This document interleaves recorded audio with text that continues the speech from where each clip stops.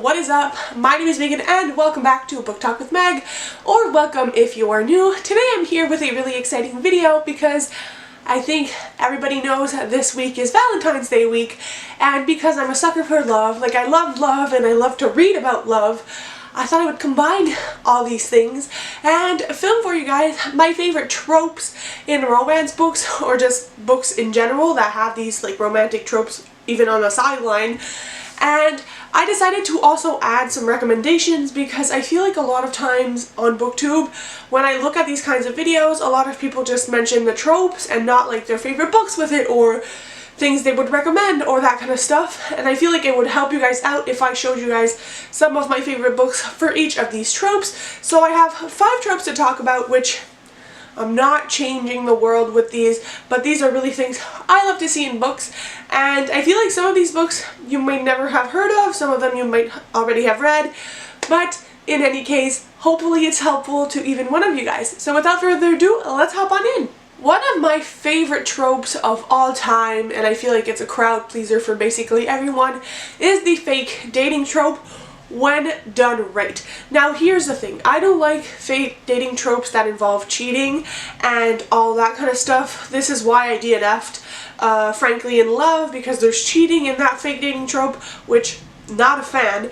But when done right, it gives you all the feels, because usually what happens is one character or both the characters kind of need help with a current situation, so they decide to fake date, and you know, all the tension and the cuteness of them spending time together makes them realize they love each other, and then it's just so sweet. So my book recommendation for that trope is Fake It Till You Break It by Jen P. Wang, I believe is how you pronounce the author's last name. If you guys haven't heard about this book, which I feel like a lot of people kind of missed out on this, it released in 2019. If you want to see my full thoughts and reactions to this book, I read it in a 24-hour readathon. I'll link it up in the cards. But this follows 2 main characters who kind of live one across each other, and they are both similar in cultures and all that kind of stuff, and both their moms really push them to want to date. Like they want both their kids to date, but they're not interested in each other. They want to date other people. So to get their mothers off their backs, they pretend to start dating and basically then date other people on the side, and shenanigans ensue. I loved the pacing of this book, also the fact that it's a dual narrative, the inclusion of the family in this novel as well, but it's just the fake dating is done so well, and I think one of the reasons why I feel it's done so well is because of the dual perspective, because you're in the head of both characters, you know what's going on, and it creates even more tension, and you're just rooting for them. And I loved the banter between both characters. I just think that it is a phenomenal read. This is a YA contemporary, but honestly, it was a page turner. It is so fun and so relatable, and the main characters, although there's banter, they're also very sweet with each other, and it's a respectful relationship. There is no cheating in here, so if you guys have a pet peeve of cheating and fake dating tropes like I do, highly recommend this one. My next trope is kind of a weird one. I feel like you either really love it or you hate it, and that is like, I call them musical romances. A lot of people call them like Rockstar romances or famous people romances, where one person is famous and the other one is like the regular girl or that kind of thing. I know not everybody loves it, but I just... Isn't it just so cute when you think about it? Oftentimes I know there's like the bad boy who's always like the rich kind of boy, and it's mostly the girl who's kind of like more naive, but I like that trope because I feel like it kind of adds like not a fantastical element to it, but obviously it's not something that happens in your everyday life, and it's kind of fun sometimes to read just to, you know, immerse yourself in a story, and it's kind of believable, but also, you know, it's kind of very cliche. I just love it, especially when it has to do with romance. It's just a weak point of mine. Like if you get like a cute musician and this girl is kind of like, you know, a plain little girl, and they fall in love, it makes my heart swoon. So I have 2 recommendations for this one. The first one is When It's Real by Erin Watt, and I love this book so much. Again, I read this in 2019 and I want to reread this so bad. This one might not be for everyone, but I just think that if you like this sort of romance, you'll probably love this one if you haven't read it already. This follows two main characters, and the basic plot line follows the fact that we have this boy named Oakley, I believe, if I'm remembering correctly, and he's very famous, but he has a very bad reputation, and it's kind of tanking his career. You know, like a bad boy in a bad phase, but no one kind of likes him anymore, and so his publicists think that they need to find this random girl that like has a good girl fitting that's not famous and pretend to have them fake date, which this could also be for the fake dating trope, in order to get his reputation back on track. And then we follow our other main character, who obviously gets the job of fake dating this famous rock star, and all because her sister kind of has contact with the publicist and everything in the story, and obviously she takes the job because she's in need of money. Their entire romance starts from there. I feel like this could fulfill enemies to lovers, fake dating, the Rockstar plot point. So if you're not really just into Rockstar romances or that kind of thing, I feel like this could still satisfy one of those cravings. But I love this to pieces, and I really love the tension between the two characters in this entire book, and the reality of being like a rock star and how it's explored in here, and how it's not all fine and perfect. I really love this one, highly suggest it. And another one I have, which kind of cheesy, I know, is Paper Hearts by Ali Novak, which I know a lot of people don't like Ali Novak because she was a Wattpad writer, but I've read all her books and I really enjoy it. I recommend Paper Hearts, and I also recommend The Heartbreakers, which is the first book in this kind of like companion series, which I thought there would be more than two, but apparently there's only two out, so. But this companion series kind of follows boys from this band called the Heartbreakers. In the first one, we follow a main character whose sister's sick, but she really loves the band, so as a present, our main character goes to a signing to get like their autograph for her sister as a present, and ends up being involved with the band. This one has another plot line, but as you can see, again, it's kind of like the common girl and the boy band. What I really love about this is the dynamics between the boys in the band. Like, as much as I love the romance and it's great, I also think that it adds another layer when you can see our main character interact with all the boys and make friends with the boys. Like, they're not like douchebags. Once you get to know them, they have really great hearts, and I just love the dynamic in all the group. And it's fun that you get more than one book to see all the characters kind of interact together, and how book one ends, and see it like transcend to the other book.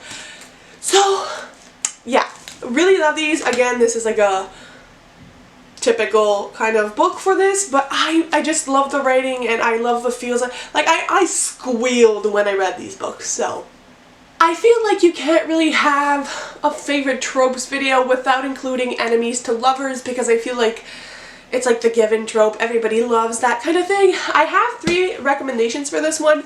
But I want to say that what I really love from enemies to lovers is that you get to discover the characters, because obviously when you hate someone, you're not really willing to give them a chance, but as the story progresses, you kind of get to see a lot more of the characters, and I feel like you learn more about your protagonist and just everybody in the story when there's an enemies to lovers dynamic. The tension is great, and usually the outcome is so satisfying, because all along the book you're kind of waiting for it to happen, and when it does, your little heart is so ready for it. So my first recommendation, again, I did read in a 24-hour readathon. I love this book, and that is Meet Cute by Helena Hunting. Now, a lot of people say this cover is deceiving, and I kind of agree, kind of disagree, because the plot of this is that we follow 2 main characters, which this is an adult book, not a YA book, and we kind of see them in the past where they were both enrolled in university, and they have this meet cute. I won't tell you why because it kind of spoils an element of the story, but once they were in the university and all that happened, they kind of have a very damaged relationship at the end, and we follow them years later when something happens to one of the main characters and it makes them like become intertwined again, and they obviously hate each other at first because of what happened all these years ago. So we go from them hating each other to kind of befriending each other and obviously falling in love. This does deal with heavier topics about family and death of loved ones, so trigger warnings for that. But I absolutely adore this book. The writing, the pacing, the characters, the fact that it's a little bit more serious. So if you guys are looking for an enemies to lovers that you guys probably have not heard of or picked up yourselves, I would really recommend this one. My second choice for this is The Unhoneymooners by Christina Lauren. I love this book so much. Like, you guys don't even know, this is the book that got me into romance. I want to reread this every day of my life. The cover, the setting, the enemies to lovers, I just love it all. Honestly, I love it. This is the story of Olive and Ethan, and this is not a dual perspective narrative. I just want to throw that out there because I thought it was at first, but it's not. But basically, the plot of this, if you haven't heard about The Unhoneymooners, is that Olive and Ethan are both in this wedding because their brother and sister are getting married, but they hate each other because of something in the past. What happens though is that everybody gets sick except them because of a seafood buffet, and they need to pretend to fake dates. So again, it could work for the fake dating trope in order to take the honeymoon for what was their sisters and brothers, because obviously they're sick, they can't go. So even though they hate each other, both of them want to fly off to Hawaii for a week free and enjoy the honeymoon. So we kind of follow them as they hate each other throughout the trip and kind of trying to make it work, like you sleep on the bed, I'll sleep in the, like on the couch or whatever, and them progressing to kind of learning to get to know each other throughout the week, obviously because on the honeymoon thing they're kind of forced to do activities together because it would have been the couple's honeymoon, so they get to know each other and kind of become friends and obviously lovers. I loved the Hawaii setting in this one. I love the banter. Really love Olive and Ethan. Both of them as main characters were fantastic. So if you want something that's a little bit more summery with all the freaking blizzards outside, recommend this one. Guys, 50 centimeters of snow fell in my backyard in the last 24 hours, so might want to reread this. And another one which is pretty well known, I feel like everybody and their mom has read this at this point, but I still feel it's a great enemies to lovers, and that is Red, White, and Royal Blue by Casey McQuiston. I was kind of on the fence with this book at first because it's told in third-person point of view, which I'm not usually a fan of when it comes to romance, but once you get used to it, y'all, it's great. This follows the first woman president's son, Alex, and the I never remember where the other one's from. The Prince of Wales. And basically something like political happened between them and they don't really like each other, and at one point in the story they kind of meet, something happens, and then because they need to fix the image of both of these countries, I guess, is Wales really a country? Whatever. They are forced to kind of befriend each other and kind of make it look okay for the media, but as they do that they get to know each other and become friends and lovers. I really like the political element. Obviously this is LGBTQ, so that's always great for the representation. I just love the banter in this book. I love how it's not super easy for them to fall for each other, and the enemies to lovers kind of lasts longer in this book than some others, so really appreciate that one. On the flip side of that, and my fourth favorite trope, is friends to lovers. I love the friends to lovers trope. Maybe not as much as enemies to lovers, but when it's done right, I feel like it's definitely something that can hit you in the feels, because I mean it does happen in life. I feel like it's realistic enough where two people are friends and eventually one gets feelings, sometimes two of them at the same time, but it ends up happening, you know? So love that. The first recommendation I have for this is a book that I feel like no one has read and it makes me so sad, and that is The Thing with Feathers by McCall Hoyle.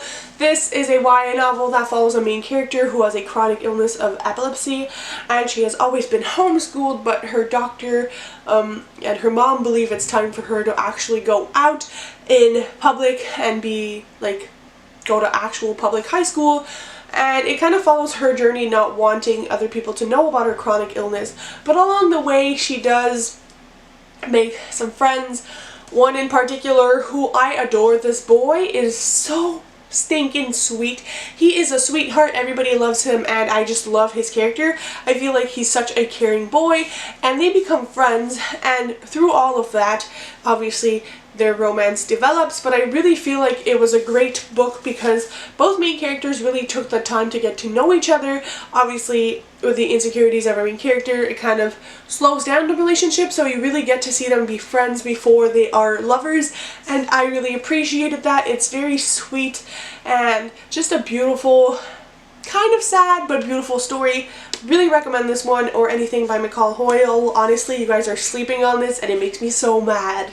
Then we have the classic Heartstoppers. I adore this graphic novel series. The third book in this series just came out, and I could not be more excited. Obviously it says, boy meets boy, boys become friends, boys fall in love. Do you need to know more than that? No. All you need to know is that this follows Nick and Charlie. One of the main characters is openly gay, the other one thinks he's straight, as they encounter each other and become friends because I believe they're in homeroom together or in class together. Our main character, who thinks he's straight, realizes he might not be straight, explores his sexuality, and along the way they become romantically involved. But a lot of the first volume is them being friends, and I really appreciated that, and I feel like there was a lot of respect for giving time to kind of learn about your sexuality. So highly recommend this one if you're looking for a LGBTQ graphic novel, or just a great graphic novel in general. And the last one for that recommendation is What If It's Us by Becky Albertalli and Adam Silvera. Again, some people love this book, some people not so much. But what I really appreciate about this book and why I put it in this category is that it follows Arthur and Ben, both perspectives, so it's a dual perspective book. And they have a meet cute at the post office, but don't exchange information or anything, so they're kind of like left searching for each other, which you would think would automatically lead to a romantic relationship, but it doesn't. So you see a lot of like the rocky road of them trying to be together, but they're mostly friends for the biggest part of the book, where they don't really think it works, but they know that they click emotionally still. So you see them be friends, they try to be more, but it's really just a balancing of the relationship. They get to know each other and kind of try to figure out a relationship at the same time, which to me was beautiful. I just love the dynamic in this book, and both characters are very different, so it's really interesting to see friendships and romantic relationships form when we have two extremes in main characters, which I feel like this book really has. And I think more people should read this and give it a chance, and I love it. We then have a trope that I don't really know how to call, but it's kind of like when you know both characters feel something for each other, but they don't know, either because they're like pen pals and they don't know each other's real identities, or you know, there's something interfering with it where you know and you're like rooting for them, but they don't know it yet, and then they find out and it's just chef's kiss. So for that I have two Casey West books because I'm a Casey West trash person. So the first one is Listen to Your Heart, which everybody who's been on my channel for a while probably is tired of me talking about, but I'm still going to talk about it because this has this element in the sense where a main character takes this podcasting class, and it ends up being a podcast on giving out advice, and along the way she makes friends, and then there's this caller that like is anonymous to everyone who has feelings for someone, which I'm not going to spoil who, and kind of talks about them on air. And you know who he's talking about, and you know who has feelings for him, and then it kind of all blends together at the end, and you're like, ooh, and it's so cute. And you know those reveals, kind of like in the Cinderella story or that kind of thing, where you're like waiting for it, and when it comes, it slaps you in the face, and you're so happy? This book. And the other one is P.S. I Like You, which this is more of a pen pal romance, where The book follows our main character who writes lyrics on a desk, and when she comes back the day after, the lyrics are actually continued on the desk, and it starts a pen-pal relationship, which obviously makes them become friends and have romantic feels for each other, but they don't know who's who. You know who's who, and then eventually they know who's who, and it's just so cute. So, highly recommend this one as well. I know I said there's only going to be 5, but I do have an honorable mention because this trope I really like, but it's not always well done in my opinion, and that is second chance romance. Sometimes I love it, sometimes I want to rip all my hair out because I think it's very poorly done. But a second chance romance that is really more about like if a relationship fails and then something in life happens that brings them back together, but they're friends before they get back into a relationship, that makes sense to me. If something bad happens and then they are forced to be back together and just kind of fall in love instantly, no, we don't like that insta love. But one book I can recommend where I feel the second chance romance is done beautifully is The Geography of Lost Things by Jessica Brody. I adore this book, and again I want to throw it at everyone because no one's reading it and it's really pissing me off.